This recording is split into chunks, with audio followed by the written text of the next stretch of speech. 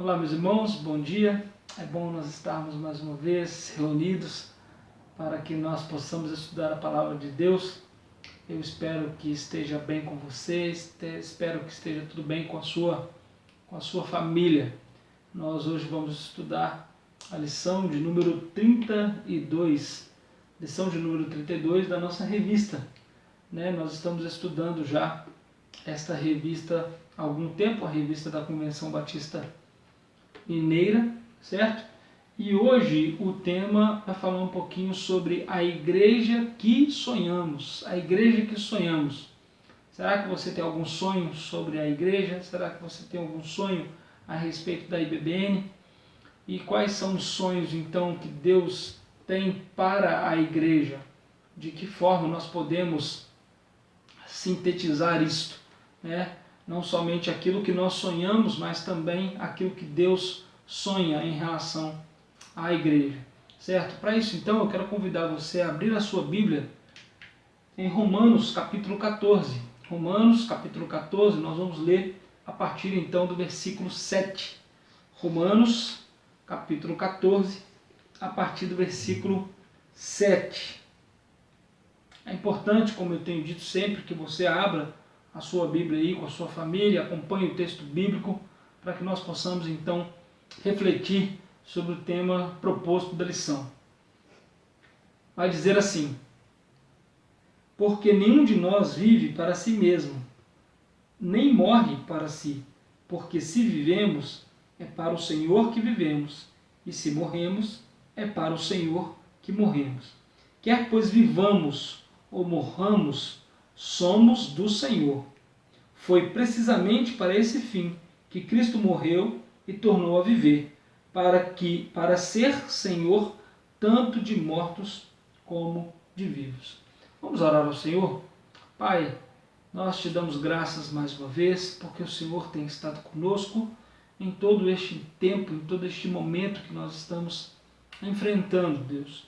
Pai Santo, nós queremos também agradecer ao Senhor, porque sei que mesmo estando dentro de casa, eu sei que o Senhor tem abençoado as nossas famílias.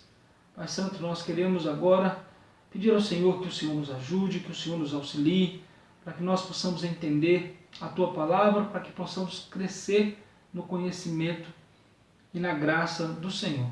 Obrigado, Deus, mais uma vez, por todas as coisas, em nome de Jesus. Amém.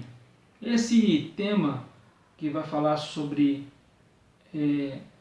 a igreja que nós sonhamos, é importante que a gente destaque ou que a gente fale um pouco sobre outros detalhes importantes, até mesmo fugindo hoje um pouquinho da lição, mas eu acho que seria pertinente também nós pensarmos algumas outras questões. Qual o sonho que você tem de igreja? Quando você pensa em igreja, qual é o sonho que você pensa sobre igreja? Só que é interessante que quando a gente pensa sobre igreja, a gente normalmente pensa no local. Não é sempre que nós pensamos igreja como povo de Deus, como um povo remido, lavado pelo sangue do Cordeiro. Normalmente, quando a gente fala, qual é o sonho que você tem sobre a igreja, certo? E aí, algumas pessoas vão pensar muito em relação ao local, certo? Então elas vão imaginar, quando fala sobre igreja, então, eu queria que fosse uma igreja um pouquinho mais clássica, queria que a nossa igreja fosse pintada de bege, queria que tivesse uns tons de madeira. Não, o sonho que eu tenho da igreja é que ela fosse uma igreja um pouquinho mais moderna, né, com arquitetura um pouquinho mais moderna, contemporânea, diferenciada, certo? Ou eu queria que a igreja nem parecesse igreja, né, que o ambiente fosse um ambiente mais teatral, que as pessoas se sentissem mais à vontade ou confortáveis, certo? Ou senão eu queria mesmo que a igreja fosse toda pintada de preto, né, para dar um ambiente talvez um pouco mais aconchegante, para que o foco esteja exatamente no pregador. Enfim, quando a gente pensa sobre igreja, normalmente a gente linka isso com o prédio. Raras as vezes a gente linka isso com o povo de Deus. E nós temos visto e nós temos aprendido, e este tempo tem mostrado muito isso, que o que fecha não é a igreja, o que fecha é o local. O local das reuniões, seja um auditório, seja um pátio, seja o templo, né, como nós chamamos, qualquer ambiente religioso, ele é apenas um local. Ele não é a igreja. Por quê? Nós vimos isso na IBBN de modo exaustivo, né? Nós conversamos sobre isso durante vários domingos. E nós chegamos então e falamos que igreja somos nós. Então, quando nós temos um sonho sobre igreja, o que a gente tem que pensar é que igreja nós queremos ser e não que igreja nós queremos ter. Isso é muito diferente.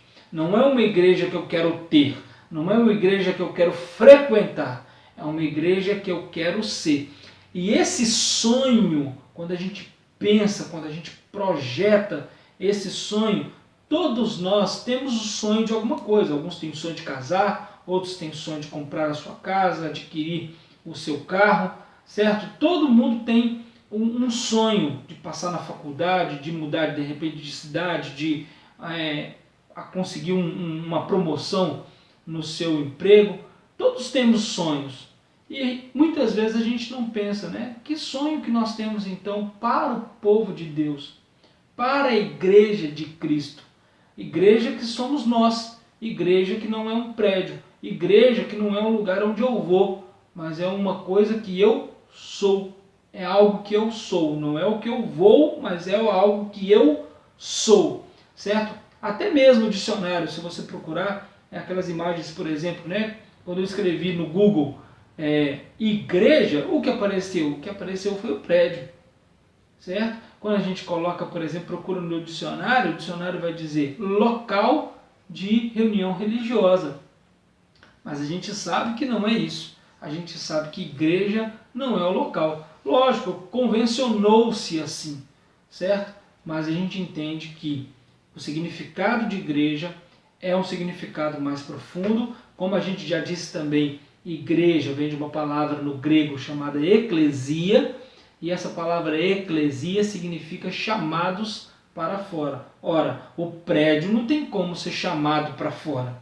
Quem é chamado para fora são as pessoas. As pessoas são chamadas para fora. Por isso que igreja somos nós, igreja não é o local, e é por isso que o que está fechado nesse momento é o local, mas a igreja continua viva, continua ativa, continua eficaz e continua se reunindo, mesmo que seja virtualmente. A igreja continua. E por que a igreja continua? Porque quem disse que as portas do inferno não prevaleceriam contra a igreja foi Jesus. Meu irmão, não há vírus, não há pandemia, não há catástrofe que fechará ou que destruirá a igreja, porque a igreja somos nós. E as portas do inferno não prevalecerão contra a igreja. Vão prevalecer muitas vezes contra o local. O local vai desabar, muitas vezes o local, em alguns lugares, pode até ser interditado. Mas a igreja continua sendo viva. Muito bem.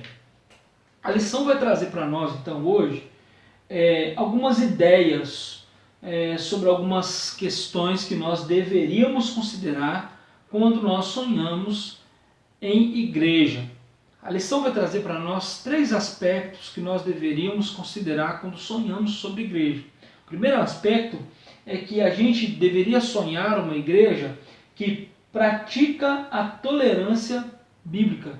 A igreja deveria praticar a tolerância bíblica. O que é isso?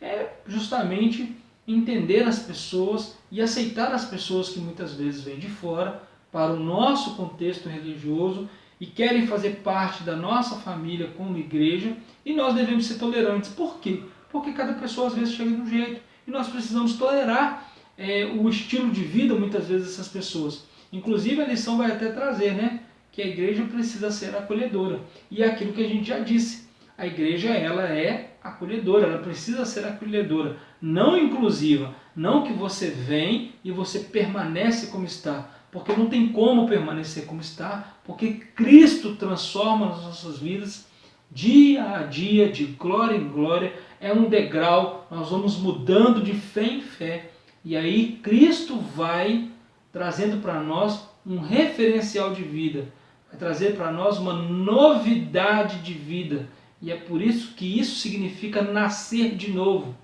certo? Aquele que está em Cristo é nova criatura, as coisas velhas passaram, tudo se fez novo. A gente sabe que muitas vezes uma pessoa chega com um vício e ela demora um pouco para poder se livrar daquilo, é verdade. Cristo está num processo de libertação em relação a essa pessoa, mas nós como igreja precisamos ter uma certa tolerância com essas pessoas. Esse é um ponto muito interessante que a lição vai trazer para nós. Inclusive o início de Romanos 14, que foi o capítulo que a gente leu, vai dizer para a gente poder acolher as pessoas que são fracas na fé, certo? A pessoa acabou de chegar, ela não entende algumas coisas, e nós precisamos então ajudar essas pessoas, nós precisamos então acolher essas pessoas. Outro detalhe interessante que vai trazer na lição é estimular uns aos outros ao crescimento. Lógico, nós como igreja, nós precisamos ter esse sonho, onde cada membro estimula o outro a crescer espiritualmente. A gente tem dito muito lá na igreja que nós queremos sim que muitas pessoas se rendam aos pés do Senhor, nós queremos sim que a igreja, a família aumente, é verdade, mas de nada adianta, meu irmão, se nós não tivermos um crescimento espiritual. Nós precisamos crescer espiritualmente também. Deixar de ser meninos e crescer espiritualmente. E aí, estimular uns aos outros ao crescimento é também muito importante. E terceiro ponto que a lição vai trazer para nós é que nós devemos cultivar a cultura da graça de Deus. É verdade, nós precisamos cultivar essa cultura. O que é uma cultura de graça de Deus? É olhar para as pessoas com olhar de graça. Do mesmo modo que Cristo nos aceitou, do mesmo modo que Cristo nos recebe, nós também devemos receber as pessoas e ter esse olhar de graça. Agora, embora a lição traga esse texto, esses pontos, eu gostaria de levar a conversa muito mais além, a uma outra questão que nós deveríamos também considerar, que é a seguinte: qual é a igreja que Jesus edificou? Porque uma coisa é a igreja que eu sonho, é a igreja que eu quero, os tipos de pessoa que eu gostaria de conviver, isso é um tipo, é verdade, e aquilo que a lição traz para nós é importante, é pertinente. Mas eu queria também frisar aqui nessa lição, qual foi a igreja que Jesus edificou? Ele não vai dizer, edificarei a minha igreja. Ele não edificou a igreja, certo? Ele não fundou uma religião, certo? Muitos têm essa visão de que Jesus fundou o cristianismo. Não, Jesus fundou o cristianismo. O cristianismo é uma religião. Jesus edificou a sua igreja, que é muito diferente de uma religião apenas, ok? Mas qual é a igreja, olhando à luz da palavra de Deus, qual é a igreja que Jesus edificou? E eu queria então trazer alguns pontos importantes em cima disso. O primeiro ponto aqui que eu gostaria de discutir com você é que a igreja que Jesus edificou é uma igreja que ama a Deus sobre todas as coisas. Ama a Deus sobre todas as coisas. Deus está em primeiro lugar. Ele é o Senhor sobre todas as coisas. Entende? Não adianta nós termos uma igreja onde nós realmente acolhemos, onde nós crescemos até, aprendemos muito sobre a palavra de Deus, mas nós não temos o Senhor como primeiro. Quando nós amamos a Deus sobre todas as coisas, isso faz toda a diferença na vida da igreja. E quando a gente fala igreja, mais uma vez, só frisando, nós estamos falando que igreja somos nós, não é isso? Então, você precisa amar a Deus sobre todas as coisas na sua vida. Na sua vida. No individual.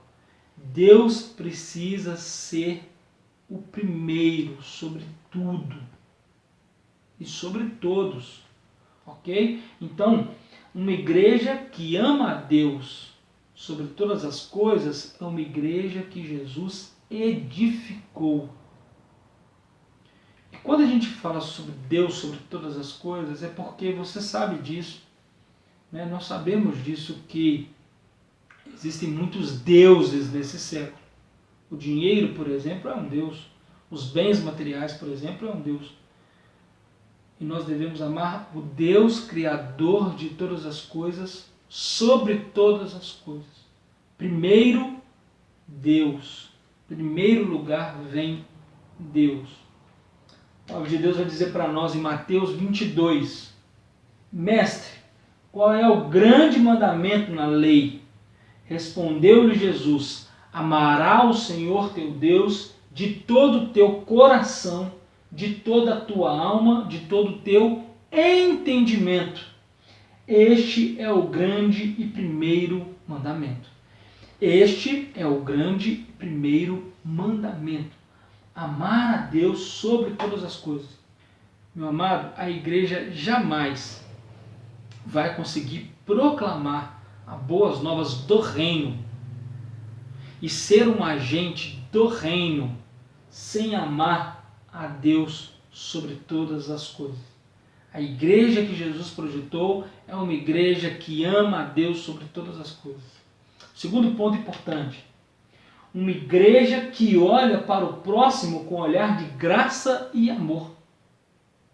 A igreja que Jesus projetou, a igreja que Jesus edificou, é uma igreja que olha para o próximo com olhar de graça e com olhar de amor. Da mesma forma como Cristo nos olha com olhar de graça e de amor, não com um olhar julgador, mas um olhar que entende as questões da vida, um olhar que entende muitas vezes o estágio da vida que nós estamos, seja na adolescência, seja na juventude, seja na terceira idade, não importa o estágio de vida que nós estamos, Deus continua olhando para nós, Cristo continua olhando para nós com um olhar de graça, com um olhar de amor. Deus nos ama, independentemente de qualquer coisa, independentemente daquilo que você fez, tenha feito ou ainda vai fazer. Deus nos ama e Ele olha para nós com esse olhar de graça e de amor. E Ele ensinava os seus discípulos da mesma forma a ter compaixão das pessoas através do exemplo.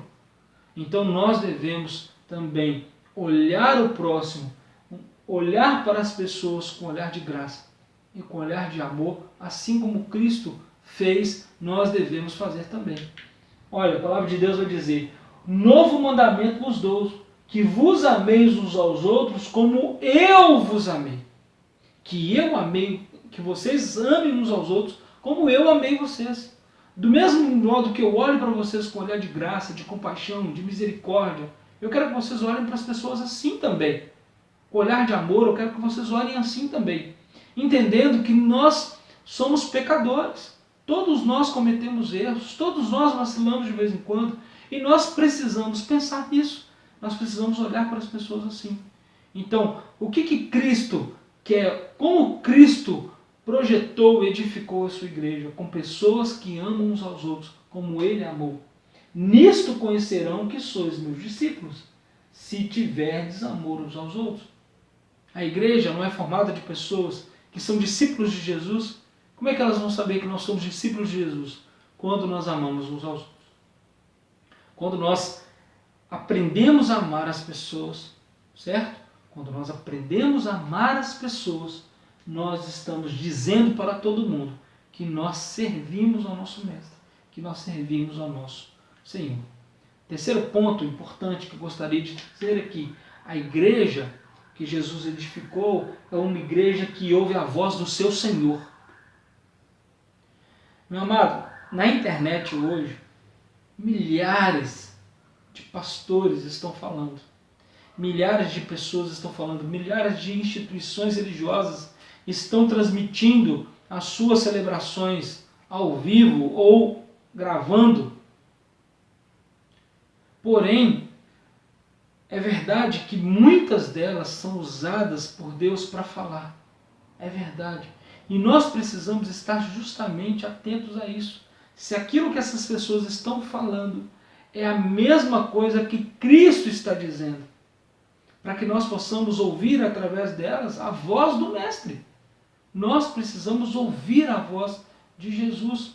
Uma igreja que pretende alcançar outras pessoas, uma igreja que pretende crescer, uma igreja que pretende ser relevante na comunidade, é uma igreja que ouve a voz do seu Senhor. Ela não ouve a voz de qualquer pessoa. Ela não ouve a voz de qualquer guru. Ela não ouve a voz de qualquer líder. E a propósito, eu gostaria de destacar aqui um detalhe.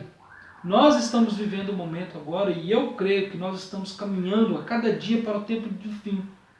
E eu creio que o anticristo virá. E ele será uma voz. E muitos serão enganados achando que ele é o Messias, que ele terá a voz do Mestre. Mas nós precisamos entender, meus amados, que nós precisamos ouvir a voz do nosso Senhor.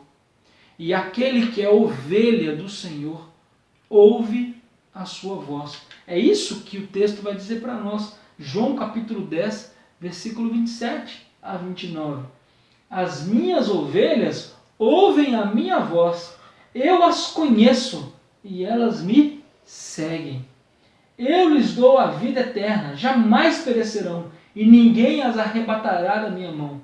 Aquilo que meu Pai me deu é maior do que tudo e da mão do Pai ninguém pode arrebatar. Eu conheço as minhas ovelhas me conhecem e ouvem a minha voz. Quais são as vozes que você está ouvindo? Como igreja de Jesus, quais são as vozes que você está ouvindo? Nós precisamos ouvir a voz do nosso Mestre, nós precisamos ouvir a voz de Jesus Cristo, para que nós sejamos igreja do Senhor. E por último, uma igreja que aguarda e ama a vinda do seu Senhor. A igreja que Jesus edificou estava ansiosa e ainda tem que estar ansiosa para encontrar com o seu Senhor. É verdade, meus irmãos, que nós gostamos da nossa família.